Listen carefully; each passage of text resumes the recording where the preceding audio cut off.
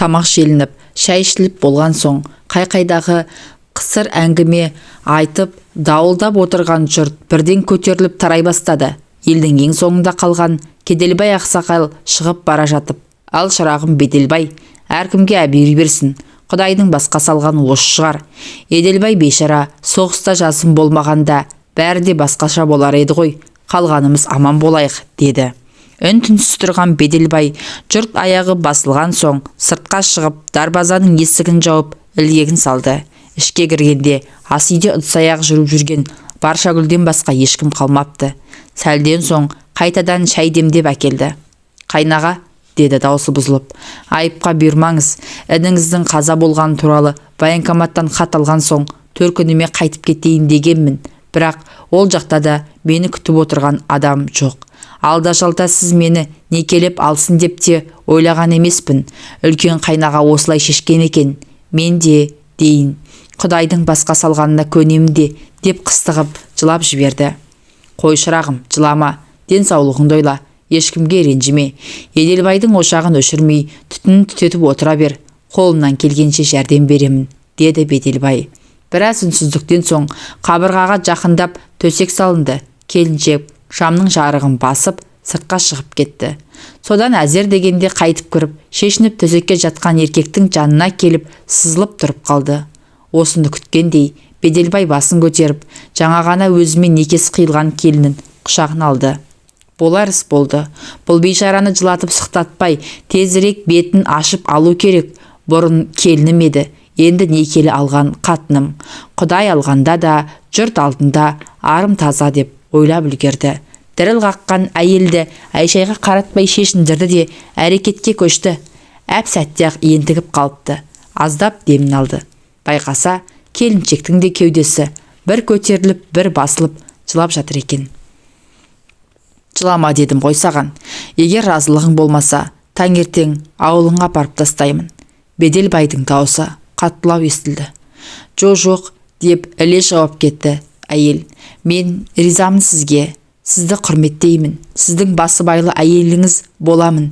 Тек сіз менен қол үзіп кетпейсіз бе? Қанша дегенмен бала шағаларыңыз, Камила абысын бар. Оны көреміз әлі». Беделбай екішті жауап қатты. Айтса айтқандай, келінін некелеп алу туралы әңгіме көтерілгеннен бастап, үйдегі Камила өнер ашқан, жоқ жерден жанжал шығарып, қиғылық салған, төркініме кетемін деп секірген. Ақыры Кеделбай аға 4-5 қарияны ертіп келген, оны жөнге шақырған соң келісім берген. Тағы да кім білсін, Беделбайдың одан әрі бірдеңені ойлауға шамасы жетпеді. Кеудесі тікірейген, денесі жұмыр, құлын мүшесінің бәрі орнында жас келіншек оны өзіне тарта түсті. Аттың басын қоя берді. Жастықтың соңы кәріліктің басы дегендей бұл жолы ұзаққа шапты. Өзі байқамайды екен, әжептеуір қуаты бар екен. Түн жарымы ауғанда олар су жылытып жуынып шайынып алды да төсекке қайта жатты. Беделбайдың сілесі қатып қалған екен. Ертеңіне ұзын сәскеде бірақ оянды. Баршагүл үйдің ішін қайта жинастырып, есік алдына су сеуіп, сыпырып, айнада етіп қойыпты. Ақсамауырын бұру бұрқырап қайнап тұр. Екеуі отырып шай ішті. Әркім өз ойымен отырды. Айтарын да еш нәрсесі жоқ қалмағандай. Бәрі түсініктеді. Беделбайдың енді 2 үйі, 2 қатыны бар.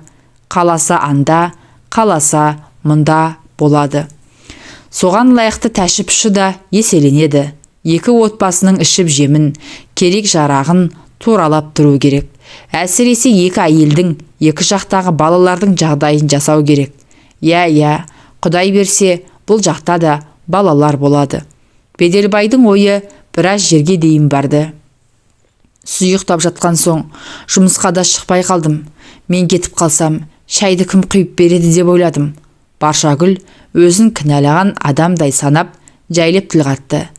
3 күнге дейін жұмысқа шықпайсың, заң сондай, деді Беделбай. Баршагүл үнсіз қалды.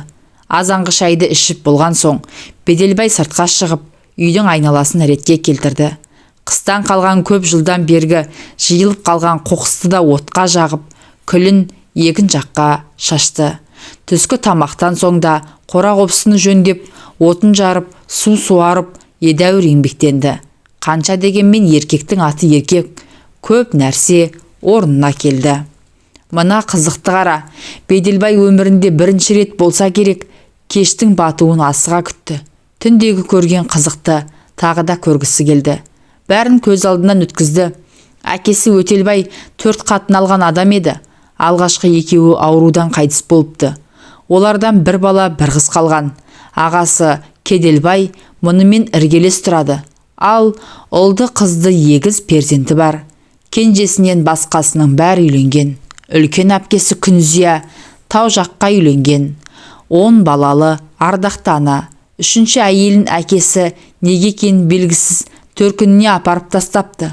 Одан бір қыз туған екен, сол жақта жүріп үйлі баранды болды. Алғашқы баласын үйлендірер кезде ауылға келіп, мұндағы бауырларымен табысып тойына шақырған. Содан бер барыс келіс үзілген емес. Өз шешесінен Беделбайдың артынан Еделбай мен Жеделбай деген балалар ерді. Еделбай соғыстан оралмады. Жеделбай Құдайдың бір боз қойы. Құдай қолдап алған әйелі пысық болып шыққаны, әйтпесе бала шағасы 5 теріп кететін екен. 1 жыл соғысып жарақат алып, Беделбай ерге оралды да, Еделбайдың ақыры мынау болды. Ол сүр бойдақ болып жүріп, соғыс басталардың алдында 2 ай бұрын ғана үйленген еді. Мұндай боларын кім білген, әйтпесе уақытылы үйленер ме еді. Соғыс бітіп, әскерге кетіп аман қалғандар елге оралған соң, хабарсыз кеткендердің ағайын туғандары оларға іздеу салуға кіріскен. Бұлар да сөйтті. Жасы ұлғайып егде тартқан Кеделбай ағасы әскери комиссараттың есігін тоздырып жүріп, інісінің соғыста қайтыс болғаны туралы министрдің қолы қойылып, мөрі басылған қағазды алды. Ағайын туған, бауырын жоқтап, біраз жылап сықтады. Қошқар сойып, Құдайы берді. Сөйтіп жүргенде ауылда пайда болған бір ақсақал Еделбайдың жесірі Баршагүлді айналшықтап жүріп алды. Сонда байқаған Беделбай әлгіні қызыл ала қан қылып ұрып тастаған. Бірақ әлгі де өлімтік екен. Кетер болмады. Содан Кеделбай Беделбайды шақырып алып Баршагүлді некелеп алуды талап етті. Сыртта қараңғы қоюланды. Ақыры кешкі астың дастарханы жиналып, кешегідей төсек салынды. Бірақ неге екені белгісіз, сыртқа шығып кеткен Баршагүл жақын арада ішке кіре қоймады. Оны тағатсыз күтіп жатқан Беделбай шыдамай орнынан тұрып, есік алдында бүрісіп отырған жерінен оны үйге жетектеп алып кірді. Әйел қарсыласқан жоқ. Тіпті төсекке жатқан соң Беделбайды құшақтай алды.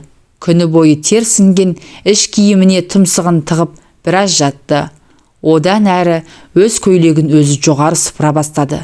Байға тиіп еркектің күшін сезініп үлгермеген байғұс келіншек осы 4-5 жылдың ішінде жабайланып ақ қалған екен.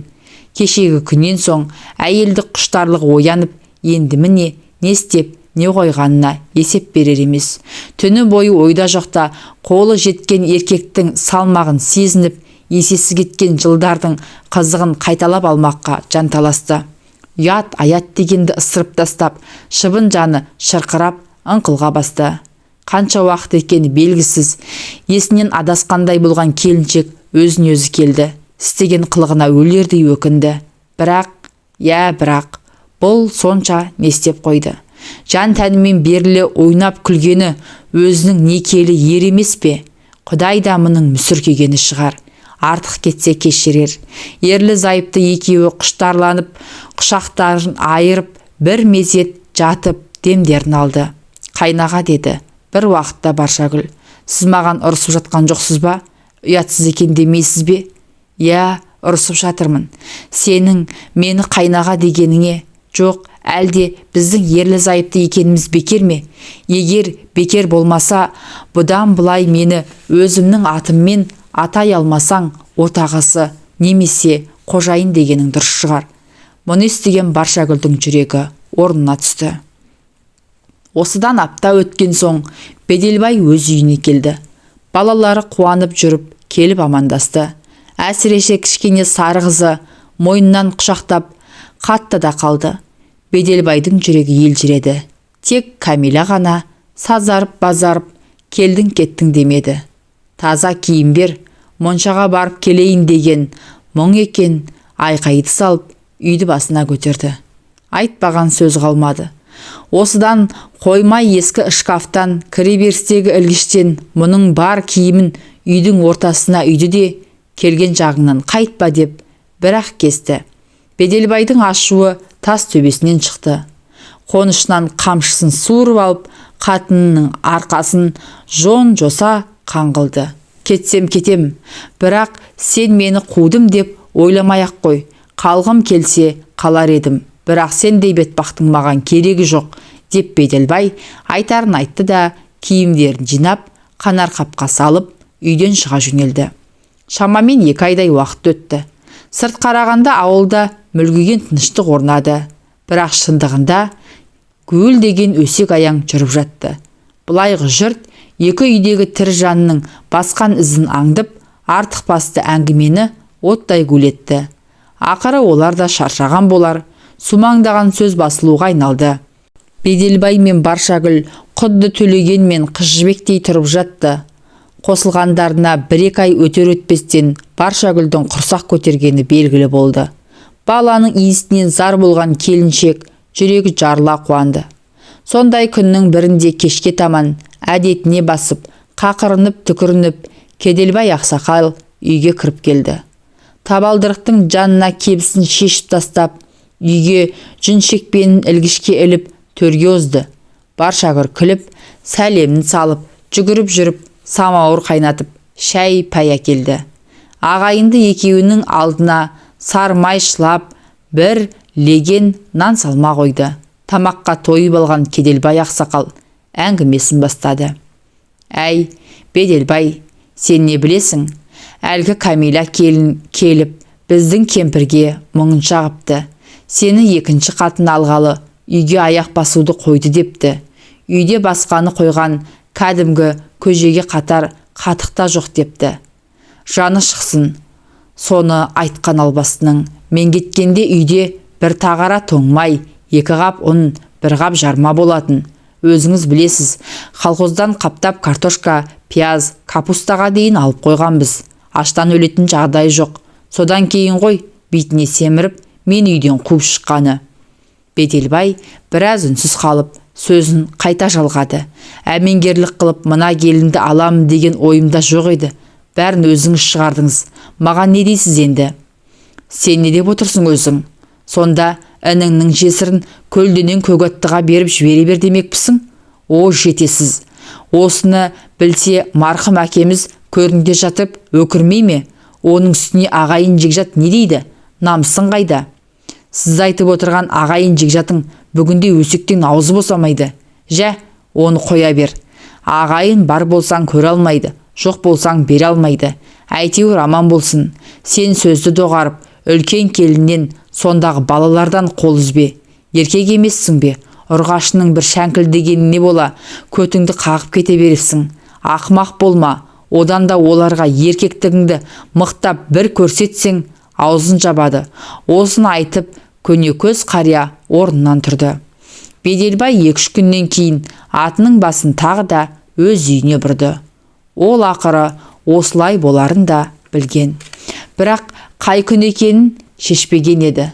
Қыздай алған қатынын 3 бала 1 қызын өз қолымен тұрғызған отын қайта тастап кетсін. Соңғы күндері өзі де олқылы толқылы болып жүрген. Енді міне көкесінің сөзі қамшы болып, жорға атын сипап, қамшылап келе жатыр. Жолай дүкенге бұрылып, қоржыннан 2 бас қант, кәмпит, шәй, пішіни бәрін алып толтырды. Күн ясына батар сәтте ат тұяғын дүрсілдетіп үйіне тақалғанда, баяғы әдетімен Камила алдынан шығып, шалбарына жармасты. Бұл оның сонау қыз кезінен қалыптасқан әдет еді. Шылбырды апарып дертеге байлады. Содан кейін ақ Беделбай жағдайының дұрыс болатынын бірден түсінді. Артық аспай әңгіме болған жоқ. Беделбайдың да іші жылып, үй жайының, бала шағасының жағдайын жасап, 10-15 күн өткен соң Баршагүлдің үйіне қарай өтті.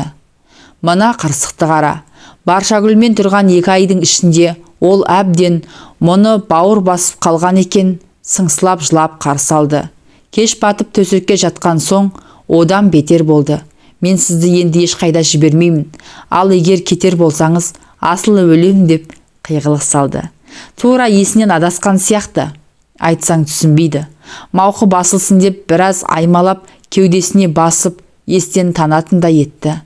Маңдайы тершіп, денесі езіліп, анау айтқандай алқынып қалды. Ой жаным-ай, рахат-най деп әлек-шәлегі шықты. Ақыры олар әдеттегідей жылы суға жуынып алып, терең ұйқыға шомды. 2 аптадан соң Беделбай үлкен үйге қайта жиналды. Дәл осы арада тағы да айқай шу шықты. Екі көзі бұлаудай болып жылап, мен сізді ешқайда жібермеймін деп өзеурей түсті Баршагүл. Сіз кетсеңіз түн баласына ұйықтай алмай шығамын. Тек күндіз ғана көз шырымын аламын. Осылай деген оның қос жанарынан жасы тыйылмады. Оған не дерсің енді? Амалының жоғынан үлкен үйге анда-санда, онда да бір түнге ғана баруға мәжбүр болды. Басқа уақытында тек күндіз ғана барып, үйдің тірлігін тындырып келеді. Бұған Кәлиманың жаны қалай шықпасын. Құрсағындағы баласын туып алғанша шыдай тұрайық деп оны әзер көндірді. Уақыт сағаты жетіп, Баршагүл ұл босанды. Атын Кеделбай ақсақалға қойдырды. Азан шақырып, нәрестенің атын Жырынтай қойды. Неге олай қойдыңыз деп сұраған адам болған жоқ. Ар шауып, бер шауып, екі үйдің арасын жол қылған Беделбай әсіресе екі қатынның ебін табамын деп өлердей болды. Кейтіндері екі қолын төбесіне қойып, басауған жағына кетіп қалғысы келді. Ақыры ойлап бір шешім шығарды.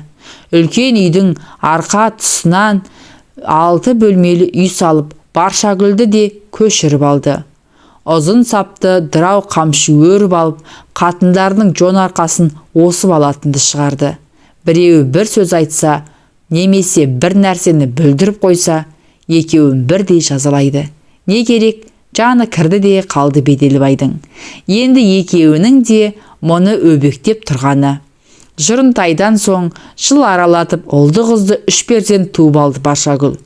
Бұл күндері салиқалы, сарқыраған қатын болды.